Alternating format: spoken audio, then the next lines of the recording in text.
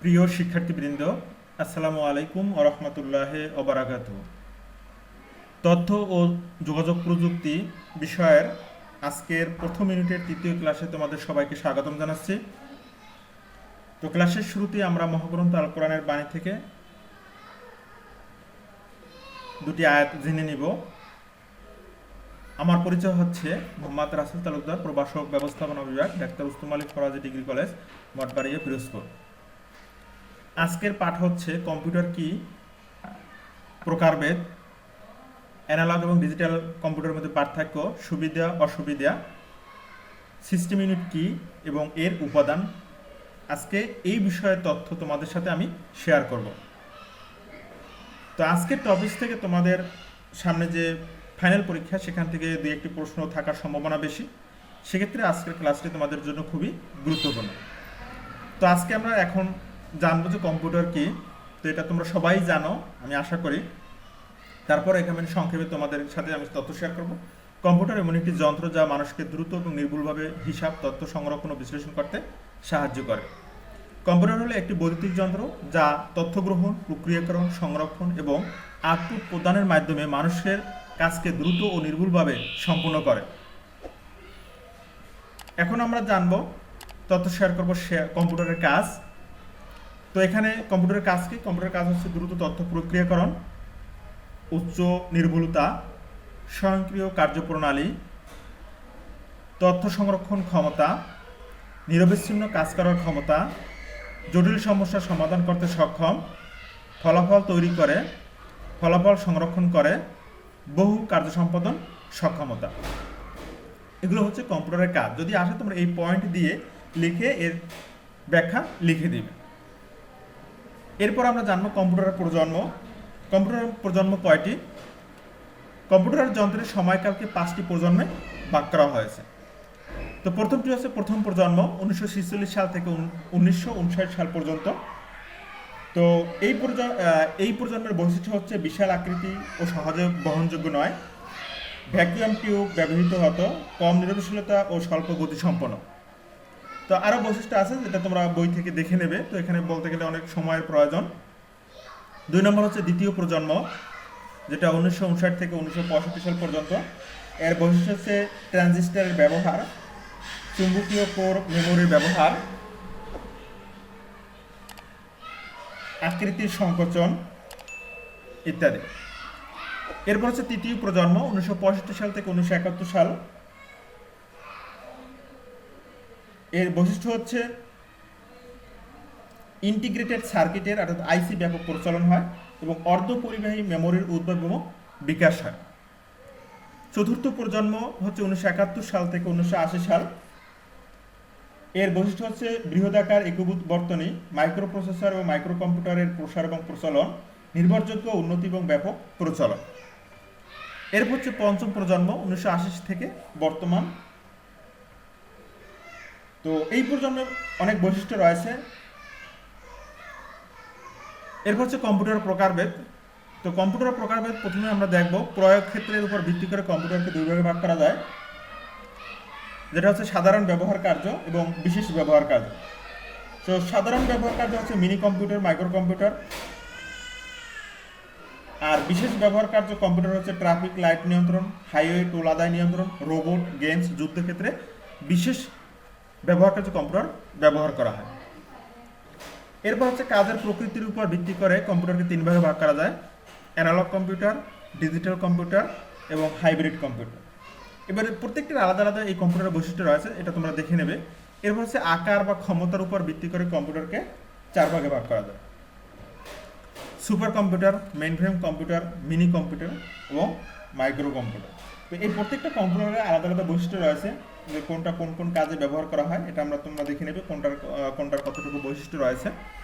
তো এরপরে যে বিষয়টা আমরা আলোচনা করতে চাই সেটি হচ্ছে অ্যানালগ কম্পিউটার এবং ডিজিটাল কম্পিউটারের মধ্যে পার্থক্য। এই প্রশ্নটা খুবই গুরুত্বপূর্ণ, এটি পরীক্ষায় আসার মতো প্রশ্ন। প্রথম পার্থক্য হলো বৈদ্যুতিক সংকেত ইনপুট করা হয়। 2 নম্বর হচ্ছে রাসায়নিক, পেট্রোলিয়াম এবং খাদ্য প্রক্রিয়াকরণ শিল্পে ব্যবহার করা হয়। উপাত্ত হচ্ছে বৈদ্যুতিক ভোল্ট, সব ধরনের কাজ করা যায় না, গতি খুব কম, ফলাফলের সূক্ষ্মতা নির্ভরযোগ্যতা কম। ডিজিটাল কম্পিউটার হচ্ছে বাইনারি সংখ্যা 0 এবং 1 ইনপুট করা হয়। দক্ষতা, শিক্ষা, চিকিৎসা, ব্যবসা বাণিজ্য, বিনোদন ইত্যাদি হিসেবে ব্যবহার করা হয়। অঙ্ক, বর্ণ, বিশেষ চিত্রকে বাইনারিতে রূপান্তর করে ডিজিটাল সিগন্যাল হিসেবে ইনপুট করা হয়। সব ধরনের কাজ করা যায় এবং গতি বেশি। ফলাফলের সূক্ষ্মতা নির্ভরযোগ্যতা অনেক বেশি। তো এই হচ্ছে অ্যানালগ কম্পিউটার এবং ডিজিটাল কম্পিউটারের মধ্যে পার্থক্য। এখন আমরা জানবো কম্পিউটার ব্যবহারে কি কি সুবিধা এবং অসুবিধা রয়েছে। প্রথমে আমরা জানবো সুবিধাসমূহ: বেশি পরিমাণ রেকর্ড প্রক্রিয়াকরণ, দ্রুত নির্ভুল সূক্ষ্মভাব, সহজে গাণিতিক সমস্যার সমাধান, বৈজ্ঞানিক গবেষণা করা যায়, হিসাব নিকাশ, তথ্য সংরক্ষণ। অসুবিধা হচ্ছে বিদ্যুৎ নির্ভর যন্ত্র, যখন তখন সমাধান করা যায় না, ভুল নির্দেশনার ভুল তথ্য দেয়, রক্ষণাবেক্ষণ খুব সতর্কতা অবলম্বন করতে হয় এবং মানুষের নির্দেশ ছাড়া কাজ করানো যায় না, অর্থাৎ আপনাকে এটা নির্দিষ্ট হিসেবে কাজে পরিণত করতে হয়। তো এখানে আমরা সংক্ষেপে ইংরেজিতে ছোট ছোট শব্দে আমরা পার্থক্যগুলো এখান থেকে আমরা দেখে নেব। তো তোমরা এখানে দেখতে পাচ্ছ যে অ্যাডভান্টেজ এবং ডিসঅ্যাডভান্টেজ প্রশ্নের তথ্য ও যোগাযোগ প্রযুক্তি সিস্টেম ইউনিট কি। এখন আমরা জানবো সিস্টেম ইউনিট কি। তো সিস্টেম ইউনিট হচ্ছে কম্পিউটারের সেই প্রধান অংশ যেখানে ডাটা প্রক্রিয়াকরণ, মেমোরি ব্যবস্থাপনা এবং ডাটা সংরক্ষণের জন্য অপরিহার্য উপাদানগুলো একত্রে থাকে। এটাকে বলা হয় সিস্টেম ইউনিট। আমি আবার বলছি যে কম্পিউটারের সেই প্রধান অংশ যেখানে ডাটা প্রক্রিয়াকরণ, মেমোরি ব্যবস্থাপনা এবং ডাটা সংরক্ষণের জন্য অপরিহার্য উপাদানগুলো একত্র থাকে। যেমন সিপিইউ কেস মূল হার্ডওয়্যার কেস মস্তিষ্কের মতো কাজ করে, সব অংশকে একত্রিত রাখে, সংযোগ স্থাপন করে এবং কিবোর্ড, মাউস এবং মনিটর এটি ছাড়া কাজ করা যায় না এবং এটি একটি কম্পিউটারের গুরুত্বপূর্ণ অংশ। সিস্টেম ইউনিটের উপাদান কী কী, অর্থাৎ কী কী নিয়ে সিস্টেম ইউনিট গঠিত হয়। প্রথমে হচ্ছে CPU, RAM, hard drive, motherboard, graphics card, power supply unit, cooling system, fan এবং অডিও কার্ড। এখানে আমি 8টি পয়েন্ট নিয়ে সিস্টেম ইউনিট গঠিত হয়। এরপর হচ্ছে নেটওয়ার্ক কার্ড বা ওয়াইফাই। তো এখন আমরা এই প্রত্যেকটার এরপর হচ্ছে floppy disk, CD disk, expansion card ইত্যাদি। তো তোমরা একটি দেখতে পাচ্ছ এখানে চিত্রগুলো যে power supply, power cable, case, fan, CPU, fan, input output, RAM, CD ROM, case, hard disk, supply disk, অর্থাৎ এখানে কি কি যন্ত্রাংশ রয়েছে সিস্টেম ইউনিটে। এখন তোমরা প্রত্যেকটার এক একটি এখান থেকে ছবি দেখতে পাচ্ছ। এটা হচ্ছে সিপিইউ, এটা হচ্ছে RAM, SSD, HSD, cooling fan, এই যে চিত্রগুলো রয়েছে এই চিত্রগুলো তোমরা এখান থেকে এগুলো সবগুলো নিয়েই হচ্ছে সিস্টেম ইউনিট। তো এতক্ষণ আলোচনা আমরা যা করলাম এখান থেকে আমরা কি কি শিখলাম। র্যাম রমের মূল পার্থক্য এটা তোমরা দেখে নেবে, সুপার কম্পিউটারের বৈশিষ্ট্য, মাইক্রো কম্পিউটারের বৈশিষ্ট্য এবং কম্পিউটারের স্তর কী কী, সিপিইউর অংশ কয়টি ও কী কী।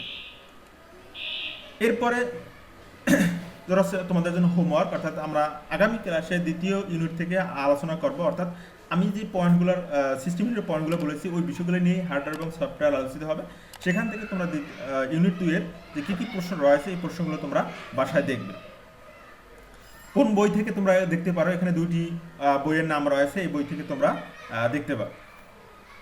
তো সবাইকে সুন্দরভাবে আলোচনা শোনার জন্য সবাইকে ধন্যবাদ জানাচ্ছি এবং তোমাদের যদি কোনো টপিক্সের সমস্যা থাকে তোমরা অনলাইনে আমার হোয়াটসঅ্যাপ নাম্বার রয়েছে সেই নাম্বারে যোগাযোগ করে জুমের মাধ্যমে তোমরা অনলাইনে ফ্রি ক্লাস করতে পারবে এবং আমার চ্যানেলটি সাবস্ক্রাইব করবে এবং সবাইকে শেয়ার করবে, সবাইকে জানিয়ে দেবে।